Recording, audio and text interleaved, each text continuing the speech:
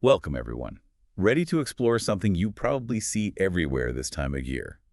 I'm talking about the Christmas tree, but not just the tinsel and lights. We're going behind the scenes, back to its origins. Yeah, there's a lot more to it than you might think. We're going to unpack how it evolved from, the beginning to the Christmas trees we all know and love today, and some surprising regional differences along the way. So it's like we're time travelers with a festive twist. Let's start our journey in 16th century Germany with Martin Luther. He's the one who supposedly came up with the idea of putting lighted candles on an evergreen tree. Can you imagine? Flickering candlelight against the dark green branches. It's a great image, right? Well, the exact details of that story are definitely debated. Luther was a key figure in the rise of the Christmas tree. It's important to remember, though, that before candles, people were already putting up trees in places like German guild halls and decorating them with treats for children and apprentices. Oh wow, from apples and nuts to paper flowers. Those early trees sound so different. They were more about communal celebration, during the holiday season. But then things changed.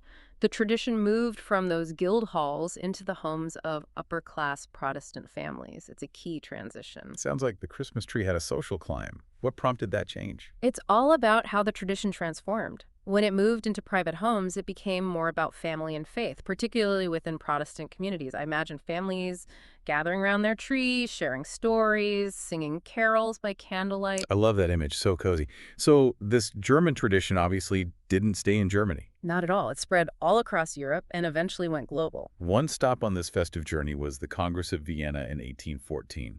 Refresh my memory, what exactly was that again? So it was this huge gathering of European leaders after the Napoleonic Wars. They were basically redrawing the map of Europe and trying to establish peace. And right in the middle of all that, the Christmas tree makes a grand entrance.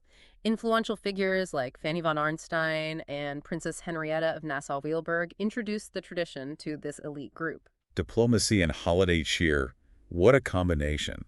I wonder if those decorated trees helped ease any political tensions. Maybe. But really what matters is that the event showed the Christmas tree to a powerful audience. And soon after, the Austrian elite and then the rest of society embraced the tradition. Let's not forget the royals, especially the ones with ties to Germany. Queen Charlotte, she was German-born, brought the Christmas tree to the British court way back in 1800. But it really blew up when Queen Victoria and Prince Albert, also of German heritage, made it a royal tradition. Yeah, you're right. That iconic image of the royal family gathered around their decorated Christmas tree was published in 1848, and that solidified its place in British culture. Queen Victoria, famous for her influence on fashion and trends, made the Christmas tree a national phenomenon. They were like the influencers of their time, setting the standard for holiday decor. Now for a surprising twist. We're going to Slovenia, where they had a totally unique way of displaying their trees. Ah, yes, Slovenia. Back in the 17th century, they would hang their Christmas trees, either upright or upside down. From wells, fences, you name it, even above dinner tables. Upside down. Now that's what I call thinking outside the box. What was the meaning behind that? There are actually lots of theories about the symbolism, from practical things to spiritual beliefs. But what's clear is that it shows the diversity of how people interpret traditions. There's no one right way to celebrate. I like that. It's all about adding your personal touch. Speaking of personal touches, let's talk about those decorations. We've come a long way from apples and pretzels. The evolution of Christmas tree decorations is a whole story in itself. Those early adornments were simple and often edible. They symbolized the gifts of the harvest. But over time, they became fancier, reflecting changing styles and art trends. One of the big game changers had to be glass baubles, right? They just added so much sparkle and elegance to the tree. Do you know how they got started? It all started in Lauscha, Germany in 1847. A glassblower didn't have enough of the usual nuts and fruits to decorate trees, so he had this idea: create glass ornaments instead. And boom, the glass bauble was born. Amazing how resourcefulness can lead to a tradition. And from those first glass baubles, we've seen so much creativity in decorations. Intricate ornaments, tinsel garlands, little figures. The possibilities are endless. Oh, and we can't forget electric lights, a total revolution in tree decor. Suddenly, trees could be illuminated with twinkling lights, creating that magical ambiance. Like each ornament and light tells a story, whether it's a family heirloom or something trendy and new. But the tree itself, I mean, it's loaded with symbolism. It's more than just a pretty centerpiece, wouldn't you say? Absolutely. The evergreen symbolizes eternal life. a powerful message during those dark winter days. The lights, whether they're candles or bulbs, they represent Christ as the light of the world, bringing hope and joy. And that star at the top often symbolizes the Star of Bethlehem, guiding the wise men to the baby Jesus.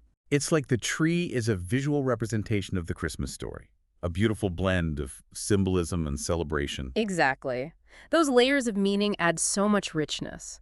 It reminds us that even something as seemingly simple as a Christmas tree can be full of meaning. Well, that was quite a journey through history. But don't go anywhere. Our Christmas tree exploration is going global.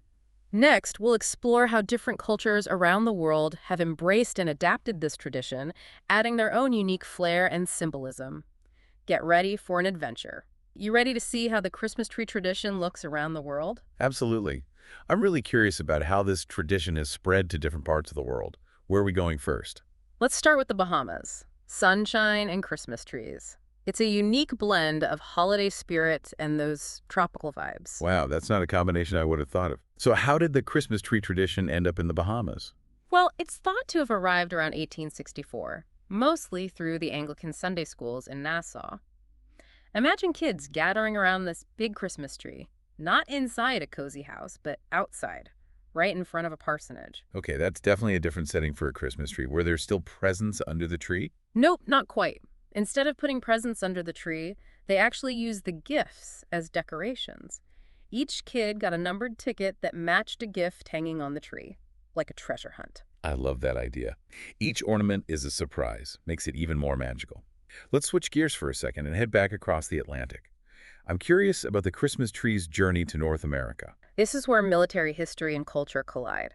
It's believed that Hessian soldiers, those German troops hired by the British during the American Revolution, actually brought the Christmas tree tradition to North America. Wow, I never would have guessed that connection. How did these Hessian soldiers become Christmas tree ambassadors? So picture this. It's the winter of 1781. General Friedrich Adolf Riedesel and his wife, the Baroness von Riedesel, are stationed in Quebec. They throw this Christmas party for their fellow officers. And guess what the centerpiece is? A fir tree, decorated with candles and fruits, just like back home. It's incredible how a little piece of home brought to a new land could create such a lasting tradition. It really shows how traditions travel, sometimes in the most unexpected ways. From that Hessian party, the Christmas tree slowly became more popular in North America. By the 19th century, it was a beloved tradition. Speaking of beloved traditions, what about those huge Christmas trees we see in city squares and shopping malls? They're always so impressive. Those public Christmas trees have become icons of community celebration. It all started in the early 20th century, turning public spaces into winter wonderlands. And of course, we can't forget the most famous one, the Rockefeller Center Christmas tree. It's practically a celebrity. Right. Millions of people visit it every year. And then there's the National Christmas Tree in Washington, D.C., lit up on the White House lawn. These public trees are like centers for holiday festivities. They bring people together. It's amazing to think that a tradition that started in homes and halls in Germany has become such a grand spectacle. Absolutely. Yeah. It really speaks to the enduring power of the Christmas tree. Speaking of its evolution, have you ever thought about when you put up and take down a Christmas tree? There's actually a traditional time frame for that. You know, I've never thought about it much beyond like sometime in December. Uh, Is there some official protocol for when it's okay to put up and take down a Christmas tree? It really depends on local customs and religious traditions. A lot of people put up their trees on Advent Sunday. It marks the beginning of the 4 weeks leading up to Christmas. So it's like a visual countdown to Christmas. Exactly. And when it comes to taking down the tree, there's a traditional time frame for that too. Wait, so is there a right and wrong time to take down your Christmas decorations? Well, some people say it's bad luck to leave your decorations up after Twelfth Night, which is January 5th. Others even think you should wait until Candlemas, February 2nd, to take everything down. There you have it, folks. Don't blame me if your New Year's resolutions don't work out. Maybe it's that leftover tinsel. But seriously, it's interesting how even putting up and taking down the tree has traditions and symbolism. It shows just how culturally significant the Christmas tree is. It's not just an object, it marks a special time. And that feeling lasts even when the tree is gone. Like we're closing a chapter, but keeping that joy of the season with us. Yeah, that's a beautiful way to think about it. That hope and joy, it connects with people everywhere, no matter their background or beliefs. I agree. The Christmas tree goes beyond boundaries. It brings people together in this shared experience of wonder, and celebration. It speaks to something deeper, like our desire for light in the darker months and our need for connection. It reminds us that even in a world where we often focus on differences, there are symbols and traditions that can unite us. It's about our shared humanity and the hope for peace and goodwill. Well said. It's a beautiful thought as we continue exploring Christmas tree traditions around the world. What other unique customs are in store for us? So we've gone from Germany to Slovenia, then to Britain and the Bahamas, and we even touched on the Christmas tree coming to North America. It's amazing how far this tradition has gone. It really is. And we're not done yet. Next, we're going to Georgia. They have a very different kind of Christmas tree. Ooh, this sounds interesting. What kind of Christmas trees do they have in Georgia? You won't see any fir trees there. Instead, they have something called a chichalaki. It's made from dried hazelnut or walnut branches. Wow, that's so creative. It just goes to show that the spirit of the Christmas tree can be expressed in so many different ways. So what do these chichalakis look like? They're crafted from branches. They make them into these small shapes that kind of look like a conifer tree. It's really amazing, you know? It shows how people adapt traditions to their environment. It's like they're taking something from nature and turning it into a symbol of the holidays. Do these chichalakis have any special meaning in Georgian culture? Oh, absolutely. They believe that the chichalaki symbolizes Saint Basil the Great because it looks like his beard. It's fascinating how different cultures add their own stories and meaning to the Christmas tree.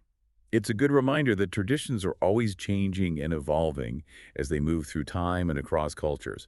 So from Germany to Slovenia, Britain to the Bahamas, and now Georgia, we've seen so many different Christmas tree customs.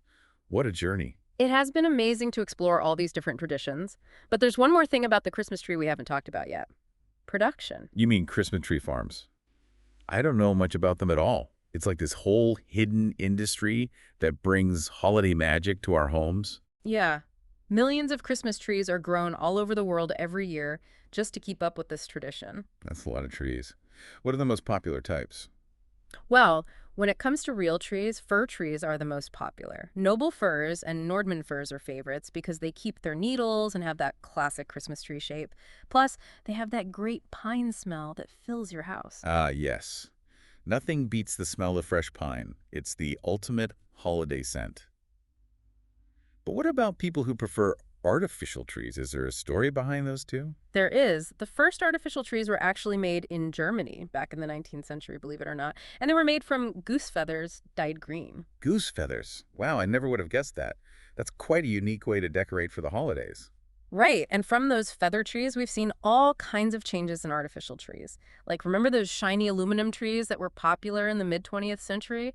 And now you can get plastic trees that look so real. It just shows how traditions change with technology and taste.